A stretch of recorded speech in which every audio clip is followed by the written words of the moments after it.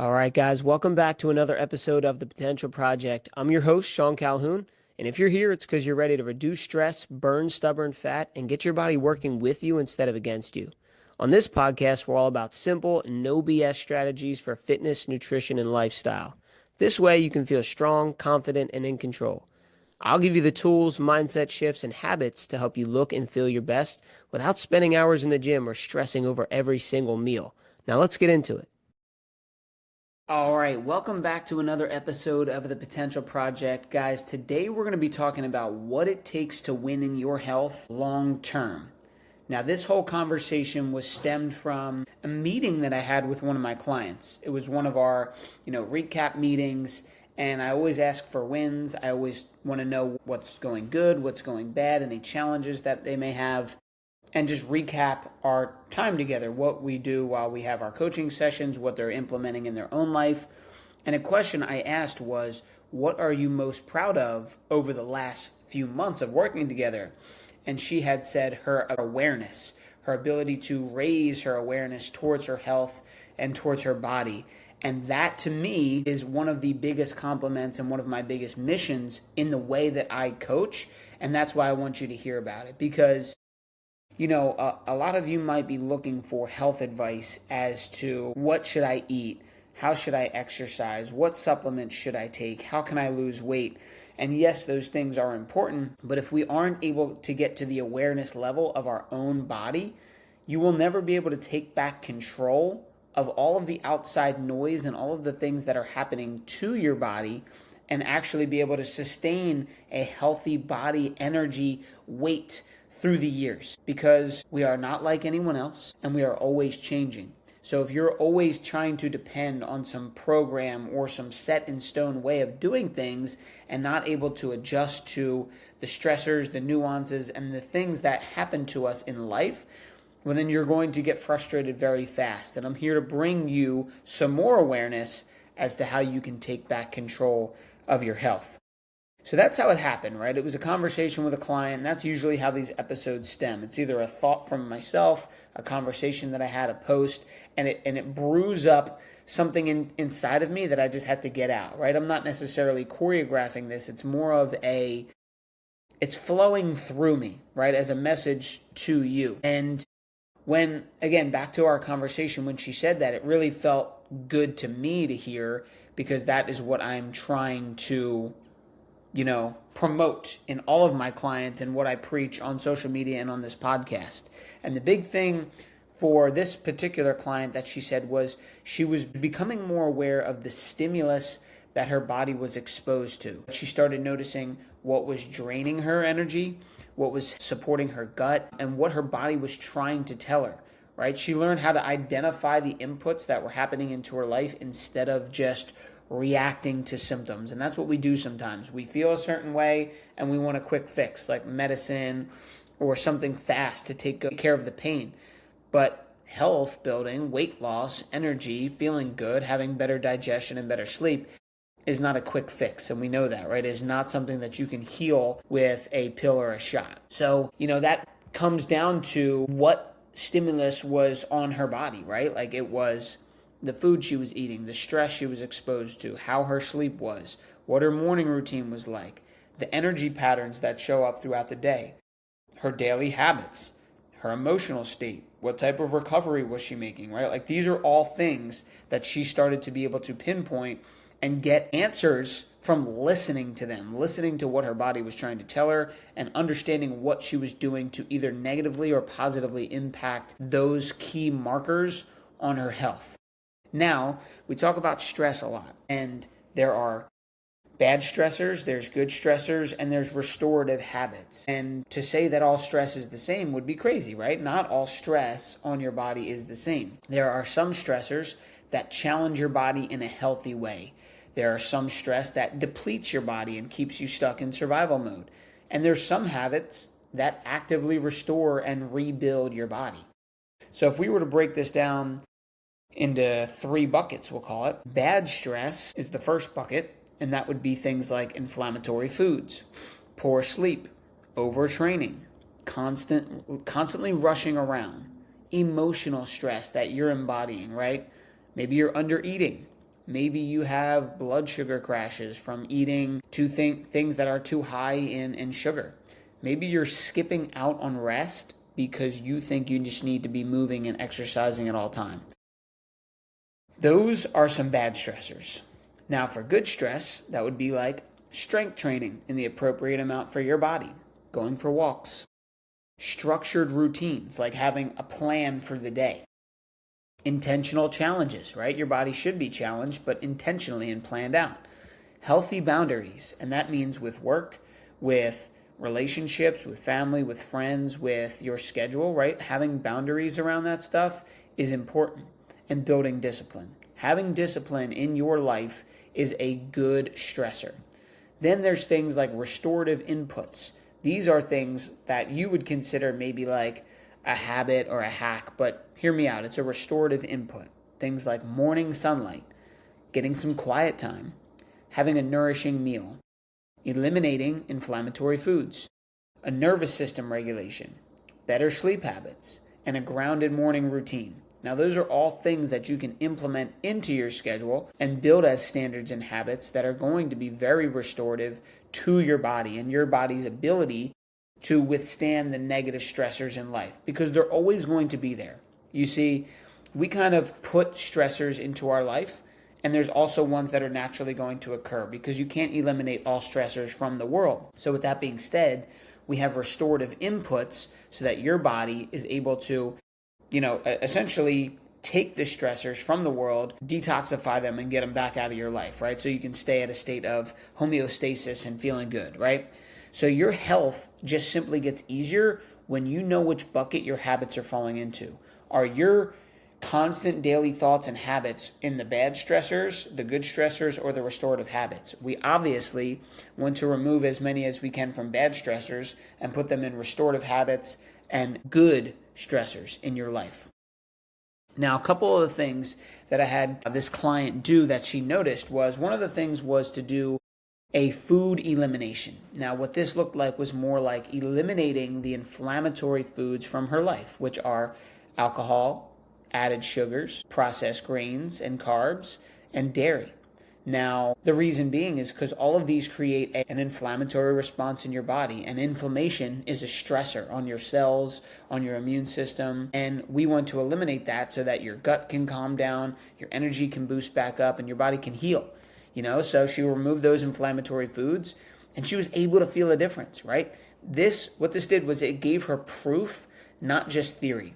So you could read something about removing inflammatory foods from your life, but when you do it and you're present and you're in tune with that stuff, that is proof that what you did, the action you took, caused this reaction. It wasn't about weight loss. It wasn't about how she looked. It was simply how she felt. She no longer had to work if the food that she was eating was impacting how she felt. She knew, right? Her body gave her feedback in the sense of, feeling more calm. Her bloating went down, energy improved, was able to sleep better. Like, all of those things started to change as she made the input of less inflammatory foods. So the cool part about this is when someone experiences that shift for themselves, it changes everything. It stops being about following rules that someone is telling you and becomes about understanding the cause and effect of what you're doing in your own life, right? So it's one thing to hear that, healthy food matters or certain food matters, but it's another thing to feel the difference in your own body, and that's exactly what she did. Now, another thing that was a win and that we talked about was a morning routine, right? She really dialed in what she did from the time she woke up until the time she had to leave the door. And this matters because it sets the tone for your energy, your mindset, and actual body throughout the day, right? So she realized how impactful this was. It shaped her energy throughout the day, it shaped her mindset, and it helped create a better headspace for the day. So now no longer was she playing catch up. She was planned out and she was able to respond to life instead of react. And that's a beautiful thing. You see, two people could have the same exact schedule, but if one person is prepared for that day, they show up, they know exactly what they're doing, they're prepared for it, they're not thinking about what's coming next because they're not in that anxiety, high stress mode. And this is exactly what that did for her. Now, some of those things that encompass a good morning routine. And again, everyone is going to be different, but these are the things that I had suggested to her. One was morning sunlight or morning light. You don't always have to wake up at a later time when the sun is up. You can turn the lights on in your house. You could go outside even though the sun's not out. You can get some morning light on your skin. The second one is slowing down. If you're waking up in a panic and you're trying to rush out the door, that's going to lead to you rushing throughout the rest of the day. So that means waking up at a time that gives you enough time to do what you need to do in a steady pace, right? For her, it was maybe get some food, have a cup of coffee, get some morning sunlight, spend some time alone with her thoughts. Another thing is hydration. When you sleep, your body is dehydrating your body. You're exhaling, you might be sweating a little bit, you get dehydrated overnight. So hydration in the morning is super important. That was a part of it.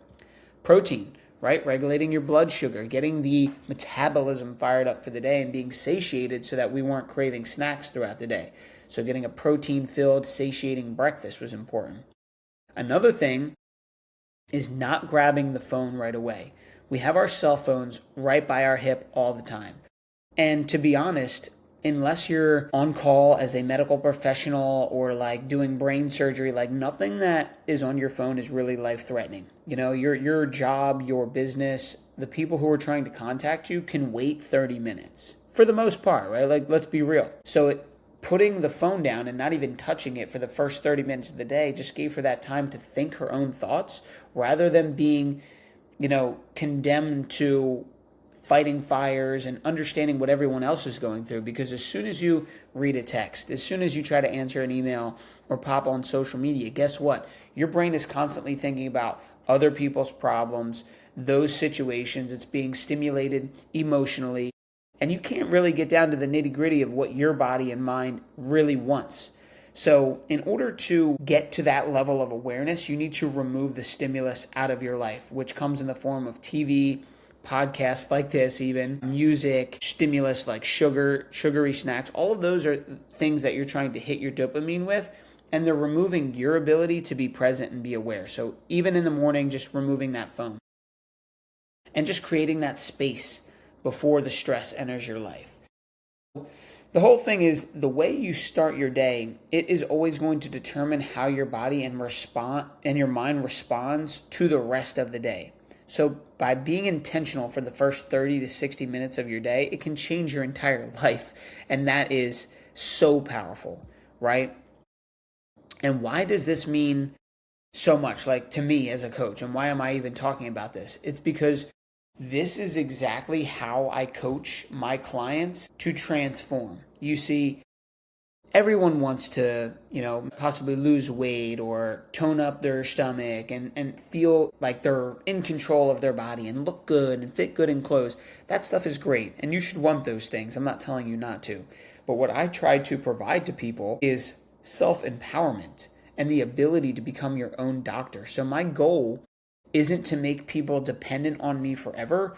My goal is to help them be the kind of person who can actually lead themselves, right? So if you aren't able to become aware and you aren't able to see the stimulus that you're doing to your body, whether positive or negative, you're going to be more dependent on the next quick thing to try to relieve you from what pain you think you're in, right? That's why I do lab testing, because it gives us data. Why would we want to guess on this stuff when we could simply get down to, all right, you're an individual. What does your body need? And what is your body trying to tell us? That might be 3-4 layers deep. You think you have a symptom, but it could be coming from 3-4 layers of your thyroid, your metabolism, your gut, your hormones. Like, there's so many things coming into play that the lab gives us data on, and we can take a deep breath and understand that stuff instead of trying to guess. So that's why I do lab testing. It gives us clarity, data, and direction. Hey, hope you're loving the episode so far. Thanks for spending some time with me. I got a quick favor to ask. Make sure you're subscribed to the podcast, because that's how I know you're getting value from the show. And this way, you never miss an episode. All right, now back to the show. Then, when we have that, we can now step away from all the noise and become present and become aware of what our body is trying to tell us from the stimulus upon it. That gives us interpretation. The awareness and the feeling that you get from the habits, the food choices, the exercise is interpretation of that stuff. And it is also interpretation of the data that we're getting, right? Because the data that we read is not just about your number compared to a chart, it's your number compared to your past, your health history, your emotional state, your job, your lifestyle, like all of that stuff comes into play rather than just saying your number is here, it's low, here's your medication. No, no, no. It's your number is here. What is the trend? What have you been doing for the last 20 years to cause it to get here? And now how can we make a lifestyle approach to change it, right? And together, those things help someone make smarter decisions for their own body. Now you take back control. Now you have the power rather than just following steps from some type of workout program or some type of like quick fix that an influencer is trying to sell you on the internet. No, no, no. I'm giving you the tools to become your own practitioner. So my goal isn't just to make someone lose weight. I'm trying to help them become their own best like advocate and leader for their health. And this is a really important point to make, and that's why I say it. I'm going to take a quick sip of my coffee because we're just chilling here having a good conversation, right? But again, the bottom line is that the goal for me is not like blind compliance from you to just listen to everything that I say and just do it without thinking. Yes, there's a level of coachability that you need to have to get results, but the goal is to build self-leadership, and that is when transformation really happens. So again, why this is important is because what I see online, I scroll and I see these one-size-fits-all approaches. And we should know this right now that these things don't work, but why it's flawed is because, again, no two people are the same. Like there's literally studies on twins where you could be a twin with someone and you could eat certain food, they could eat the same food, and it makes you healthier, it harms them, and causes inflammation and disease down the road. That is super powerful, right? Empowerful. That's not even a word. That is super powerful because it's not meant to scare you. It's just meant to say, wow, okay, if that's the case, then I have to stop just trying to blindly follow advice, and I need to learn what my body needs. Another thing is everyone has a different stress load on them, right? You all have a different health history. You all have a different lifestyle, a different metabolism. Your hormonal picture is different, and your ability to recover is also different. I mean, just those things alone should be very eye-opening to show you that maybe I can't just do what everyone else does. I need to figure this out myself, right? And on top of that, you, the person, changes over time, right? If you've been doing something that's causing stress, even at a chronic low level for 20 years, well then guess what? Your health is going to look a lot different in 20 years as the person who was making micro adjustments and improving themselves. 20 years later, you both are going to look a lot different. So you're always changing. So what your body needs in one season of your life might not be what it needs in another. And this is why these rigid plans and generic advice are going to fail you over time because they are teaching you obedience, right? They want you to be obedient to, you need to do these things every day or else you're a bad person or else your health won't improve. Instead of bringing awareness to what the stimulus is on your body and how your body's reacting to it. That's what I'm teaching, is awareness, not obedience. Yes, you need discipline. Yes, you need to be able to work hard. Yes, you need to be honest with yourself. But if you're doing that blindly to just be obedient, you're not actually getting a compounded effect from what you're doing. And this is why calorie obsession can miss the bigger picture, because if you're looking on just how many calories you intake, you're missing the nutrient component of the foods. You're missing how you're eating, right? Like you could be eating in the car rushed, in a rushed state. You could be eating terribly processed foods and they're not impacting your body in a positive way. So yes, if you want to lose weight, let's get real, you need to be in a calorie deficit. But there is so much nuance to that conversation, and I'm always going to promote you eating more nutrient-dense foods. So calorie obsession misses the boat on that one. The weight on the scale. This is another big one. People are always obsessing over stepping onto a freaking square platform and having the number pop up that determines what type of mood you should be in and how you feel about yourself. And that is crazy to me, right? There is so much more data that goes into that number that we're missing out on. So it just frustrates me, and I feel bad because people truly do put so much power in that number on the scale. And yes, if you want your body to burn fat. Yes, the scale, the number on the scale is a marker in itself, but it's so incomplete that it would be ridiculous for you to let that give you or take power over who you are as a person. And that's why symptom tracking matters, right? That's why lab testing matters. And that's why context matters, right? If you're tracking your symptoms of your energy, how you're sleeping, your bloating, your brain fog, all of the things that you're experiencing, and you're ranking them on a scale of 1 to 5 or 1 to 10, and you're seeing how they're adjusting based on what inputs you're doing in your life, the habits, the food, that's important.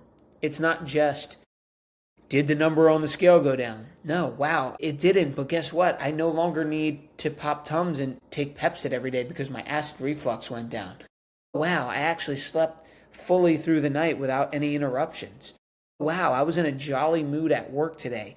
That stuff cannot be overlooked. I know it's not as cool as putting on a bikini and looking like you're a swimsuit model, but holy crap, that other stuff is very important and it's impacting your life in a positive way. So you have to lean into that because what you do in life has a lagging effect. If you start doing an elimination diet or start cleaning up what you're eating, it's not going to impact you right away necessarily. It might take 30, 60, or 90 days. So if you give up on it because the scale didn't move, but yet 90 days down the road, you were going to be sleeping great, energy was high, no more acid reflux, I'd call that a win, and you should probably stick with that. So that's why your symptom tracking matters.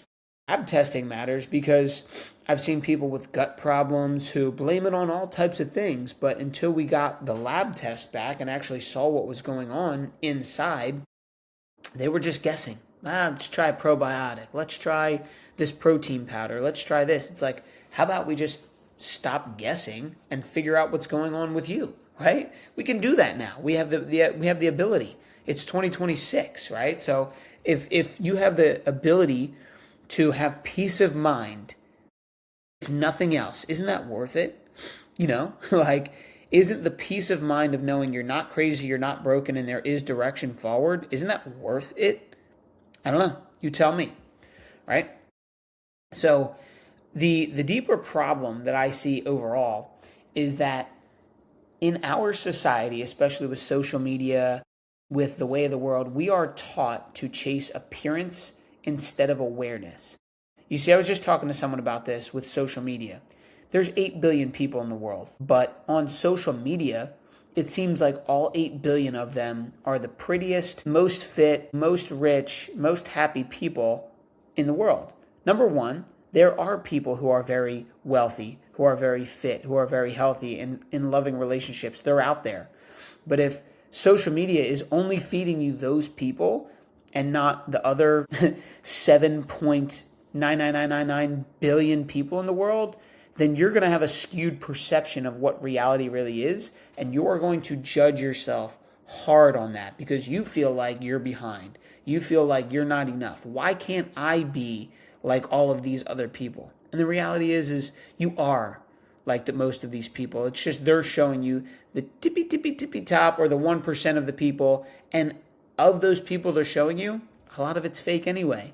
So we're allowing ourselves to see this, see the edited pictures, see the AI, see the terrible relationship with people that people have with their food or starving themselves to get to an attainment of a body that you just see through a screen, and now you're letting that plus a number on the scale determine your worth in the world. And I'm here to tell you to stop it. Stop it. Put the phone down. Stop worrying about what everyone else is doing, what everyone else looks like. You don't need to be like them. You just need to work on yourself today and try to make those little improvements, right? It's disgusting to me. We look at ourselves in the mirror and automatically what do we see? We see the rolls. We see the under the arm flab. We see all the imperfections about ourselves rather than how we feel, the improvements that we're making, the type of person that we are. And that creates these emotional highs and lows based on this crappy surface level feedback that you're getting from the world. And what it does is it further disconnects you from the real health markers. Like I said, how is your energy? How is your mood? How is your digestion? Your bloating? Your fatigue? All of that stuff. How are you sleeping? How do you show up in the world? All of that stuff is proving what type of health you are embodying, but you're too busy scrolling on social media trying to be the next top model or something. I don't know what the viewpoint is. You're too busy competing with everyone else that you can't even realize that you're making improvements because you stepped on the scale this morning and it didn't go up and it didn't go down, so you're just pissed, right? Throw all the other stuff out of the window. It doesn't matter. You're just mad. And I mean, look, again, the scale is a data point, but it should never be the whole story that you're telling about your life, about your health, and about your progress. So I'm here to tell you real progress should look like someone who understands their body better, someone who knows what's helping them and what's harming them, right? Someone who is not living in confusion anymore. This is a big one, and that's why I said the lab tests are so big, because you're not confused about your health. You know exactly what's going on. Someone who can make decisions with confidence. Someone who builds a lifestyle that supports your health long term rather than sacrificing your health to get a 10-pound, 20-pound weight loss. I see a lot of people hopping on these GLP-1s and things like that. Now, listen, again, I'm not the expert on GLP-1s, but I'm telling you, if you're doing it to seek a vanity metric for a quick turnaround because you're not willing to get in tune with your awareness and actually do the work that's necessary, it could harm you long term, right? And another thing that real progress is someone who feels empowered instead of dependent. If you feel dependent on a drug, a supplement, someone else to tell you what to do, that is not freedom. That is not empowerment. And I'm here to try to give you back that power and tell you that you have everything that you need right now to be the healthiest version of yourself and to take control of that by yourself. Now, that is how someone becomes healthy and happy and lives a life worth of joy and not just temporarily like a lighter version of themselves.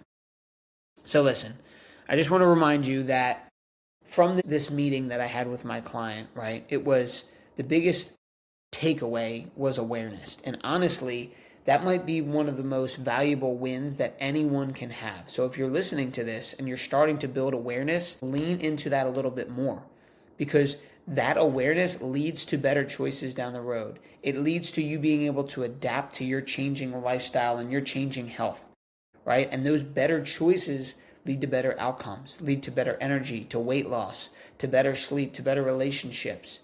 And those better outcomes repeated over time are what creates real transformation. And when we're looking for a transformation and not a quick fix, it will take time, it will take hard work, and it will take awareness.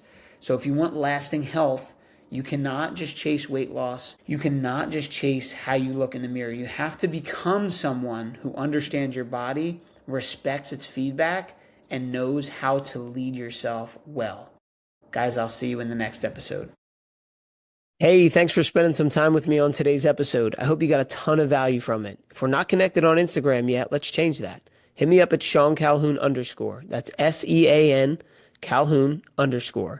Shoot me a DM. Let me know what you think of the show or if you got any questions about how to level up your health. I'd love to hear from you.